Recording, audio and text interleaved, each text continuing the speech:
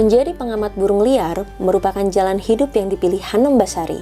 Jalan yang membawanya terbiasa keluar masuk hutan dan mengunjungi banyak daerah di Indonesia. Kehidupan satwa bersayap sangatlah penting bagi kehidupan manusia, karena mereka berperan sebagai penebar benih tumbuhan, indikator kualitas udara sehat, hingga inspirasi lahirnya pesawat terbang. Peran tanpa pamrih yang dilakukan burung liar demi seimbangnya ekosistem lingkungan kita. Dalam hal keanekaragaman hayati, Wallacea adalah salah satu area paling kompleks di dunia, sekaligus wilayah yang kaya akan jenis burung unik dan endemik. Kawasan inilah yang banyak dijelajahi Hanum sejak tahun 2000. Bosankah Hanum? Tidak, jawabnya. Semakin jauh dia menelisik Wallacea, semakin banyak hal yang harus dia pelajari perihal flora dan faunanya. Kekayaan sejati Indonesia. Mas Hanum, apa kabarnya nih? Baik, Mas Madi, apa kabar juga? Alhamdulillah baik ya. Terakhir ketemu kan kita nulis tentang Mandar Gendang ya. Iya. Kalau nggak salah itu tahun 2013. Iya. Nah, hanya yang membuat saya penasaran adalah saya nggak ngelihat langsung. Iya. Sementara Mas Hanum bisa melihat. Iya. Nah, kalau kita lihat catatannya itu kan terakhir ketemu Mandar Gendang ini 1950. Iya. Nah, itu gimana ceritanya itu? Sebetulnya sih tidak susah-susah amat lihat Mandar Gendang ini di Halmahera ya. Di Halmahera ya, betul ya. Endemik Halmahera, hanya di Pulau Halmahera, tidak susah. Tapi memang dia pemalu sekali burungnya. Jadi kalau kita masuk ke hutan itu ya semingguan lebih tuh insya Allah ketemu lah sebetulnya. Jadi saya sebetulnya di luar yang publikasi itu saya sudah lihat beberapa kali juga dengan teman-teman di sana juga. Hanya kebetulan pas dapat foto waktu itu ya memang lagi dekat di kampung ya alhamdulillah bisa ketemu. Bisa ketemu ya. Itu memang gendang itu memang suaranya seperti gendang atau ketika dia melangkah itu duduk. Tadinya saya juga tidak percaya itu Mandar Gendangnya apa suaranya seperti apa, tapi memang seperti gendang. Jadi dia seperti deng begitu. Kalau dia seperti memanggil anaknya atau pasangannya seperti itu. Jadi ketika dia bersuara deng gitu. Iya. Kadang tidak terdengar ya, tapi kalau kita pakai alat speaker yang bagus, itu bisa terdengar itu. Bass gendangnya Bass itu. Gendangnya gitu ya. Iya. Nah, tadi dibilang butuh 1 minggu ke hutan untuk baru ketemu Mandar Gendang. Memang iya? Iya, karena dia pemalu. Mungkin sebetulnya andai kata ada pemasangan kamera trap atau apa mungkin akan lebih mudah ya. Tapi karena dia pemalu sekali dengan manusia, ya hampir kita susah, kecuali biasanya ketemu kalau dia sudah terpojok tuh. Misalkan di tebing. Kebanyakan kami ketemu begitu, di tebing dia terpojok, kami baru bisa lihat. Mungkin sebetulnya dia lewat-lewat juga, hanya kebetulan kami tidak lihat. Berarti kalau seminggunya di Mandar Gendang, bajunya harus diganti atau enggak tuh? Karena kan biasanya sih satwa kalau bau keringatnya beda itu, atau gimana itu? Tidak harus sekali, tidak harus sekali, tidak sesensitif itu sebetulnya. Hanya mereka nih sensitif sama gerakan saja. Jadi kalau misalkan sudah ketemu manusia tuh larinya cepat sekali, karena diperkirakan sebetulnya Mandar Gendang ini tidak bisa terbang. Jadi dia hanya mengandalkan lari yang cepat saja kalau takut dengan gangguan. Nah, tadi kan dibilang Mandar Gendang ini kan tipikal burung pemalu ya. Nah, apakah juga orang yang bisa melihat Mandar Gendang ini adalah tipikal pemalu juga, atau orang-orang yang ya istilahnya yang nggak gerusak-gerusuk lah gitu tuh? Hampir semua perjumpaan sebetulnya karena kebetulan. Jadi susah untuk merancang dia. Saya sendiri tidak terlalu suka ya. Beberapa tahun terakhir memang kadang ada ini karena dulu namanya invisible rail ya, yang tidak mungkin terlihat lah istilahnya gitu ya, tapi sebetulnya bisa terlihat. Ini kadang orang suka memancing dengan suara rekaman. Saya sendiri pernah merekam suara Mandar Gendang itu, kemudian banyak digunakan oleh orang lain untuk memancing suaranya. Jadi kadang-kadang jadi tidak alami lagi, jadi karena dipancing mereka keluar dari persembunyiannya lah begitu. Tapi itu udah tidak alami. Tapi kalau mau alaminya sebetulnya hampir semuanya pasti karena kebetulan melihatnya. Ya. Itu kebetulan melihat jenis yang terakhir dilihat tahun 1950 tuh perasaannya gimana tuh? Iya, saya sebetulnya tidak terlalu ini, karena kalau kita tanya ke masyarakat, mereka lihat juga gitu. Sebetulnya bukan karena burungnya terlalu langka, kita tidak tahu pasti ya jumlahnya. Bukan karena terlalu langka atau sedikit ya, tapi karena memang susah dilihat saja. Tapi masyarakat di sekitar Halmahera pun kenal itu ada namanya hetaka, mereka bilang itu. Nah itu mereka kenal, sampai mereka punya nama lokal kan, berarti mereka familiar sebetulnya. Jadi sebetulnya ya tidak susah-susah sekali juga sebetulnya. Asalkan ya kadang kan kalau kita datang, taruhlah turis atau apa, datang cuma punya waktu 1-2 hari ya susah juga mau lihat. Tapi kalau penelitian lama, sebulan atau seminggu 2 minggu masuk dalam hutan, balik lagi ya pasti ketemu lah insya Allah sebetulnya. Mas Anom, kita tuh ingin tahu apakah memang dari awal sudah tertarik meneliti burung? Tidak sebetulnya. Enggak sebetulnya. Berarti sebelum ini ada jenis yang lain? Saya Satwa dulu, lain. saya sebetulnya satwa liar semuanya. Mamalia juga, kadang reptil, amfibi juga. Karena burung ini termasuk yang paling mudah dipelajari, buku-bukunya banyak, lengkap semua, jadi lebih enak sebetulnya kita belajar. Dan hari-hari kita ketemu burung, jadi lebih, oh burung apa nih, kita bisa langsung lihat buku. Beda kalau lihat, oh ular apa nih, wah bukunya tidak ada gitu kan. Nah kalau burung bukunya ada itu, makanya jadi lebih tertarik ke burung sebetulnya. Tapi saya belajar burung nggak bisa-bisa Mas, cuman tahu hitam sama putih. Hitam sama putih. Ketika itu ditanya, oh itu burung layang-layang, ini burung apa, bondol lah. Benar itu gimana sih caranya biar kita bisa cepat mengenal gitu ya, ini jenis A, jenis B, jenis C, seperti ya, itu. sebetulnya kemauan kita aja yang pertama. Yang kedua sebetulnya ada, kadang kita kalau lihat buku burung banyak nih gitu kan. Betul, ya. Nah, ya tidak semua itu ada di tempat tersebut. Biasanya kita langsung sudah pilih, misalkan oke, kalau kita lihat di Jawa nih gitu kan, kita langsung udah pilih, oh hanya burung-burung di Jawa saja yang akan sudah kita sortir, tidak seluruh buku burung di Indonesia atau di dunia. Nanti kalau misalkan oh di dataran rendah nih, misalkan di Bogor ketinggian 400 ke bawah gitu kan, oh berarti hanya burung-burung di dataran rendah. Misalkan oh kalau yang di perkotaan misalkan seperti ini ya berarti yang di perkotaan. Jadi seleksinya sudah dari awal, tidak langsung tiba-tiba 100 jenis di buku kita cari satu-satu. Nanti kita lihat lagi tipikalnya, misalkan oh ini tipikal yang terbang-terbang terus, atau yang biasa bertengger, atau yang raja udang itu kan merpati-merpatian, itu kan tipikalnya sudah beda. Kita langsung cari, oh ini jenis merpatian ada di kota, ada di Jawa. Kalau begitu hanya ada pilihan 1, 2, 3. Nah, tinggal kita cocokkan saja. 1, 2, 3 itu biasanya tidak banyak juga, tidak mirip-mirip sekali juga, jadi gampang. Oh yang coklat, oh kalau yang coklat berarti ya misalkan tekukur, misalkan kalau yang hijau mungkin punai, misalkan seperti itu. Jadi pilihannya langsung sudah jelas sebetulnya, gampang sebetulnya. Jadi udah kita tentukan, oh ini di sini, sudah. Iya. Kalau saya datang juga ke satu lokasi yang baru, misalkan saya langsung sudah sortir. Oke, yang catatan burung di satu lokasi ini yang sudah pernah apa saja. Jadi saya fokus di situ saja dulu gitu. Kemudian tambahkan lagi, oh ini jenis-jenis yang mungkin ada di situ, saya tambahkan gitu. Jadi ketika masuk ke lokasi yang baru, saya sudah punya daftar, nggak akan banyak, mungkin akan di bawah 100 jenis saja. Itu yang betul-betul saya betul-betul hafalkan begitu. Jadi pas ke lapangan mudah begitu, walaupun lokasinya baru. Lokasi baru ya. Akhirnya saya tahu juga caranya ya. Saya pikir itu begitu datang lihat burung gini banyak. Ini kenapa tebal itu? Kenapa langsung bisa hafal gini kan? Oh, ternyata itu triknya ya. Nah, selanjutnya ini Mas Anom kan, kalau kita lihat tuh Mas Anom kan meneliti burung itu banyak di wilayah Wallacea ya. Iya. Itu apa karena burungnya banyak, jenisnya bagus, atau memang seneng aja, itu gimana tuh? Ya sebetulnya tidak disengaja juga, karena memang saya kerja pertama kali di Sulawesi, kemudian lihat burung di sana, kemudian ya sebetulnya hampir semua karena penugasan kerja di Wallacea ya. Alhamdulillah saya tidak bilang seluruhnya, tapi sebagian dari Wallacea, Maluku, Nusa Tenggara, Sulawesi, ya, alhamdulillah sudah sering dikunjungi. Wilayah favoritnya di mana tuh? Kalau Wallacea kan banyak tuh, sampai Saenda Rumah juga. Paling asik itu sebetulnya kalau pengamatan burung atau melihat burung itu ya di pulau-pulau kecil. Nah, biasanya pulau-pulau kecil, apalagi di Wallacea ya. Kadang satu pulau bisa punya 1, 2, 3 jenis endemik yang hanya di situ.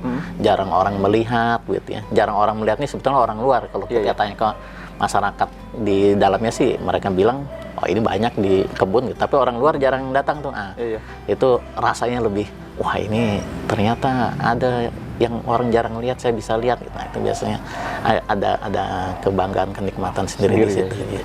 Nah itu kan untuk melihat burung sekaligus memotretnya itu kan nggak sembarangan ya.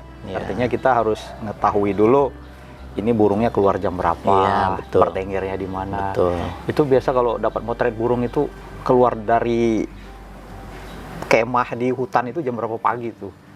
Tergantung tujuan sih ya Mas Madi. Kalau misalkan ada burung-burung yang memang harus sebelum matahari terbit, kita harus sudah keluar ya. Kita keluar di situ. Ada yang harus malam hari kayak burung-burung malam, burung hantu, otus, ninox segala macam itu ya. Kita harus malam-malam. Ada burung yang bisa sepanjang waktu ya, tidak masalah juga. Kadang saya kalau misalkan di tempat pegunungan survei, ya saya kadang memanjangkan waktu survei ya, karena peluangnya masih tinggi. Tapi kalau yang dataran rendah, kita mungkin jam 9 sudah panas ya, kita selesai lah, berhenti. Burung juga butuh berteduh ya, kita juga butuh berteduh lah begitu. Nggak bosan Mas? Masuk hutan itu cuma nyari burung aja sama binokular gitu? Ya bosan tidak bosan sebetulnya ya. Makanya saya sebetulnya hampir suka semua jenis satwa liar ya. Jadi kalau mau burung kan, nanti ketemu katak kah, ketemu ular atau apa, bajing atau apa di hutan ya, saya pasti identifikasi juga, saya perhatikan juga. Jadi ya, kalau burung terus ya mungkin juga lama-lama ini saya sudah pernah lihat. Kadang-kadang kalau kita sudah lihat itu motivasi melihat lagi agak sedikit berkurang. Tapi kalau yang belum, itu motivasi yang lebih tinggi. Selingannya itulah jenis-jenis lain. Mungkin ada makaka, ada reptil lainnya ya, itu hiburan lah, selingan yang kadang-kadang ya menyenangkan juga. Biasanya berapa lama tuh kalau berkemah di hutan untuk mencari jenis yang sudah ditarget tuh? Pernah sampai 1 bulan? Tidak sih, saya menghindari pergi. Biasanya kalau di hutan tuh paling lama 2 minggu lah, 10 hari sampai 2 minggu, karena kondisi psikis orang ya, 2 minggu itu biasa sudah mulai capek, sudah mulai penat gitu ya. Jadi kalau dipaksakan juga hasilnya tidak bagus. Saya biasa 1 minggu pulang, atau 10 hari paling lama, 10 hari efektif ya. Itu kembali lagi, nanti mungkin harus diulangi lagi bulan berikutnya. Itu lebih baik seperti itu daripada kita harus berlama-lama di dalam hutan.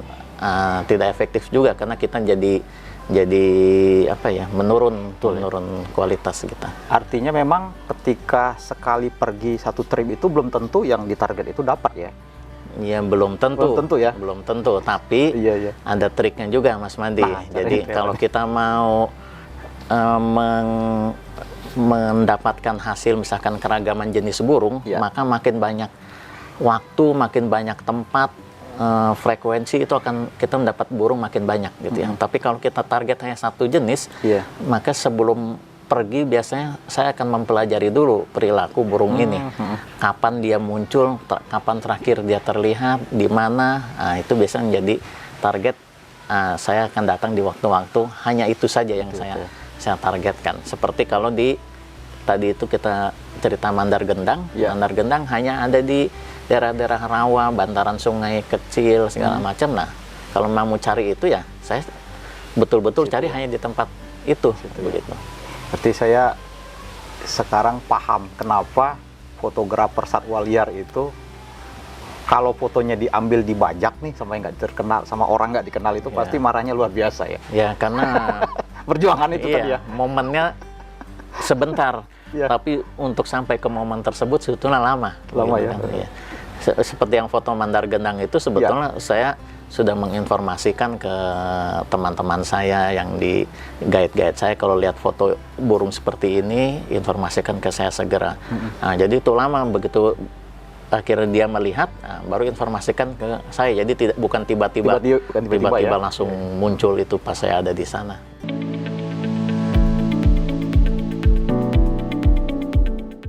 Kita lihat nih, terakhir-terakhir ini kan Mas Hanom itu fokus pada Maleo ya. Itu memang menariknya apa sih Mas? Ya, jenis ini itu? Iya, tidak fokus juga sih ya Mas Madi. Tapi, nggak fokus ya? Tapi banyak membantu teman-teman di Sulawesi untuk konservasi maleo, pengelolaan di tingkat tapak, kebijakan nasional juga seperti itu. Ya, karena endemik Sulawesi sebetulnya. Endemik Sulawesi, status sekarang baru berubah tahun 2001 dari endangered ya menjadi critically endangered. Critically endangered ini berarti ya kalau tidak, bukan harus hati-hati sekarang. Kalau tidak ya bisa selesai lah, bisa punah maleo ini. Bisa punah ya. Itu pernah ngelihat nggak? Kalau maleo kan kita lihat dia mengubur telurnya ya, induknya mengubur telurnya, terus anaknya itu tiba-tiba nanti menetas dan keluar aja tuh dari pasir itu tuh. Pernah melihat seperti itu? Iya, pernah melihat. Jadi kita beberapa kegiatan kita di beberapa tempat kita melindungi khusus lokasi-lokasi penularan mereka, baik yang di pantai maupun di dekat-dekat sumber panas bumi ya. Maleo bertelur, menggali telurnya ya susah mau melihat ya, langsung dia bertelur begitu ya, karena dia masuk ke dalam lubang, tiba-tiba keluar, kemudian ditimbun pasir telurnya itu. Nanti dia keluar. Saya sendiri tidak pernah langsung tiba-tiba lihat langsung keluar gitu ya, tapi rata-rata sudah kepalanya sudah nongol ke permukaan tanah, kemudian keluar begitu. Biasanya kalau sudah begitu kita tidak boleh ganggu tuh, yang boleh lihat dari jauh saja. Itu ya. Itu begitu nongol langsung lari seperti itu? Sebetulnya tidak. Oh tidak ya? Sebetulnya tidak. Dia lari kalau kita ganggu sebetulnya. Jadi kalau sudah nongol itu, kita sering informasikan ke teman-teman pengelola itu, kalau sudah nongol jangan diganggu, jangan diusahakan dibantu keluar, biar saja, karena dia sudah lagi menghisap udara, mengisi paru-parunya ya, untuk paling itu 1 jam 2 jam, habis itu baru dia keluar. Itu pun dia kadang masih goyang-goyang, gontai begitu, mungkin setengah hari mereka baru kuat.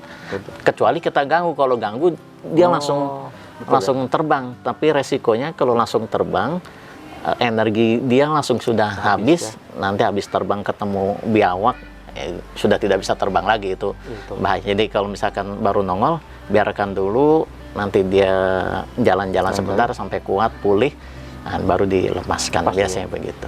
Nah, terkait telurnya nih Mas, saya cuma lihat di foto tuh, memang besar ya? Segitu. Telapak tangan kita. 3 atau 4 kali kalau telur ayam, 3 kali lah kalau telur ayam negeri yang biasa kita makan ya. Bisa 5 kali kalau telur ayam kampung. Itu kata yang memburu itu memang enak gitu ya? Atau gimana ya? Saya juga jadi takut melihatnya seperti itu. Ya kuningnya lebih banyak ya, kuningnya lebih dominan karena dia harus, kuningnya ini kan sumber tenaga nanti ya. Jadi anaknya itu makanya ketika menetas, bulu-bulunya langsung sudah lengkap semua, secara fisik dalam hitungan jam dia langsung sudah bisa terbang. Itu makanya kuningnya lebih banyak. Jadi sebagai cadangan makanan di situ. Dia katanya selama sampai 2-3 hari tanpa makan pun dia sudah bisa survive. Nah, satu hal unik dari maleo yang saya baca adalah ini tipikal romantis. Katanya kalau lagi induknya betina itu lagi bertelur, jantannya itu selalu menjaga sekeliling gitu ya. Apa memang benar? Dan iya, mereka menggali lubang telur ganti-gantian, jantan betina. Jadi ketika satu menggali, yang satunya jaga di sekitarnya, nanti satu lagi gali, satunya lagi menimbun pun mereka berganti-gantian. Gitu ya. Iya, tapi tidak bisa dipastikan sebetulnya, tidak ada pembuktian langsung mereka berdua ini selalu selama-lamanya ya. Kita nggak pernah tuh kita tanya, kamu sudah berapa lama gitu ya? Lama-lama ya, selingkuh nggak nih? Jadi ya kita tahu mereka datang kalau ke lokasi penularan berdua gitu ya. Tapi kita tidak tahu apakah itu pasangan yang tetap atau tidak. Kita tidak ada yang tahu. Tapi setidaknya jantan ini selalu mengawal betina ya? Jantan selalu mengawal ketika bertelur ya? Ketika bertelur. Kadang-kala saya ketemu juga kalau di hutan ya, kadang ketemu sendirian juga mereka begitu ya. Jadi kita sebetulnya masih banyak yang belum kita ketahui dari jenis ini. Jenis maleo ya. Tapi setidaknya menunjukkan bahwa maleo ini tipikal yang bertanggung jawab ya Mas ya. Kalau untuk kehidupan kita kayaknya bisa dijadikan contoh teladan nih kayaknya. Menurut Mas Anam gimana? Tidak juga. Oh, tidak juga. dia habis bertelur kan meninggalkan telurnya, tidak mengerami. Tidak mengerami. Jadi si anak ini sama sekali tidak tahu orang tuanya. ya bukan orang yang burung Iya, maleo tuanya itu ada di mana ya? di mana dia tidak tahu. Jadi mereka bertelur sudah kompak sih, bertelurnya kompak. Habis itu mereka pergi, kita juga tidak tahu mereka sama-sama terus atau berpisah. Tapi anaknya pun nanti menetas, timbul ke permukaan tanah juga tidak tahu induknya ada di mana dan siapa gitu ya. Tapi untuk simbol pasangan bisa baik digunakan oleh beberapa daerah ya, karena mereka selalu terlihat umumnya di lokasi peneluran berpasangan ya. Kalau dari kami sih itu hal positif yang bisa diangkat untuk mengajak masyarakat melindungi maleo, itu baiklah sebagai hal positif untuk kampanye.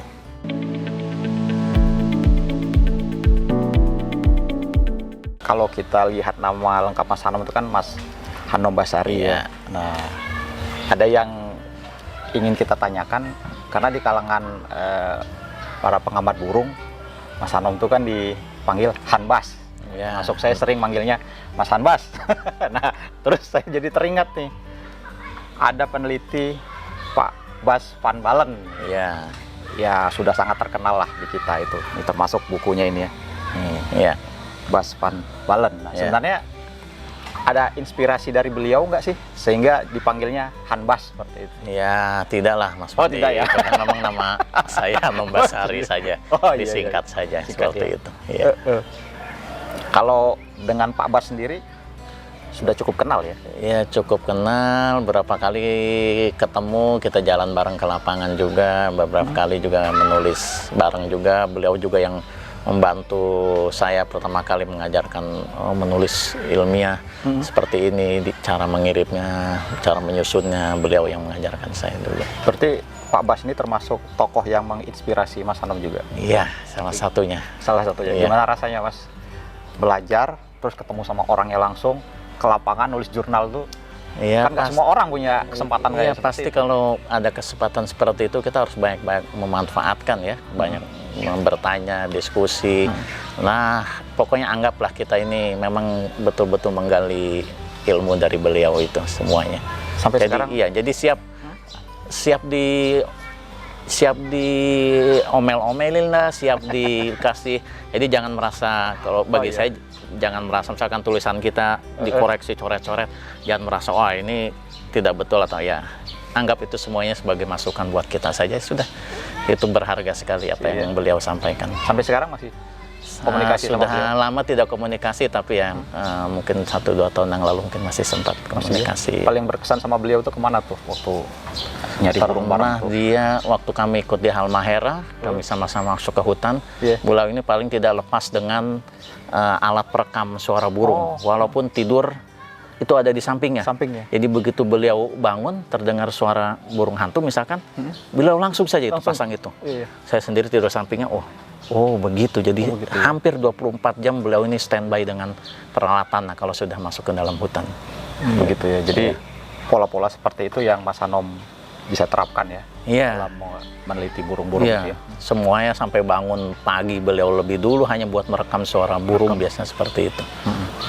Nah, satu hal menarik Mas Hanom yang ingin saya tanyakan juga tuh, saya pernah melihat Mas Hanom itu memanjat pohon untuk melihat sarang kakatua ya, kakatua Iya, Sumba ya. Iya, Kalau iya. saya lihat itu kan namanya pohon sarang kakatua itu kan tinggi ya, mungkin sekitar 20 meter. Benar nggak? Lah 20-30 meter. 30 meter? Iya. Nggak takut itu. Ya dulu tidak takut. Sekarang mungkin gemeteran juga.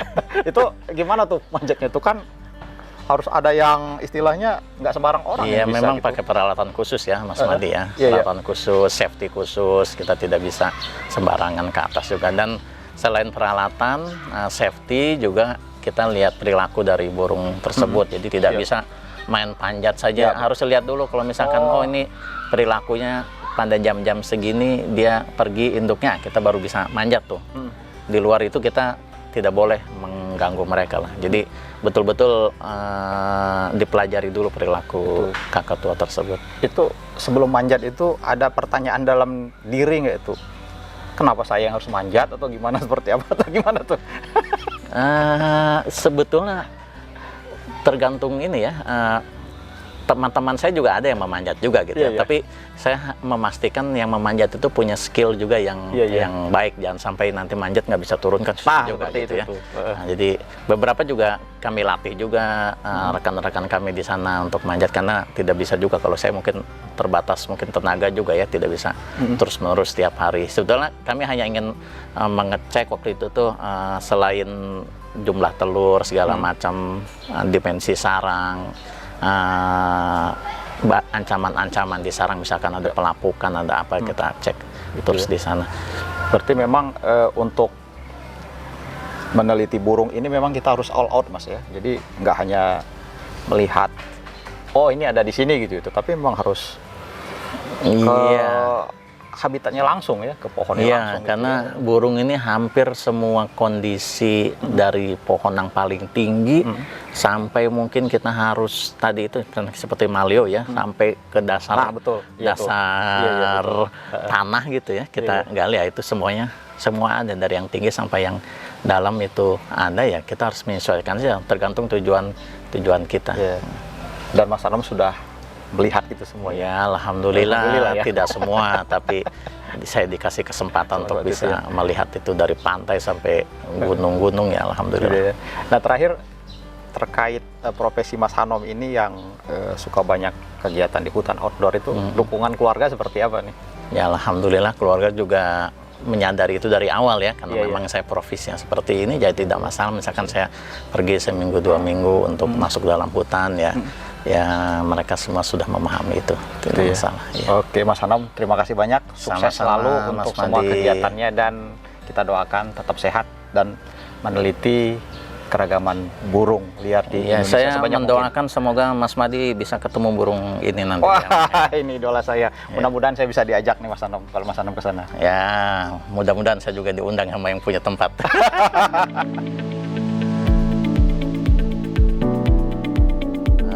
Teman-teman, saya hanya sedikit berpesan, banyak sekali teman-teman kita yang berada di lapangan, pengelola kawasan konservasi, sesungguhnya mereka itu orang yang paling beruntung menurut saya. Jadi mereka bisa ketemu langsung banyak keragaman hayati di Indonesia, dan itu harus dipublikasikan. Apapun bentuknya, entah itu foto, video, tulisan, itu sangat berharga sekali. Jadi jangan menganggap temuan-temuan kecil di lapangan, teman-teman pengelola kawasan konservasi ini di Taman Nasional atau di Cagar Alam, Suaka Marga Satwa, justru temuan-temuan kecil itu banyak membawa manfaat bagi ilmu pengetahuan kita, perburungan kita di Indonesia, bahkan di dunia. Publikasikan itu, jangan malu-malu.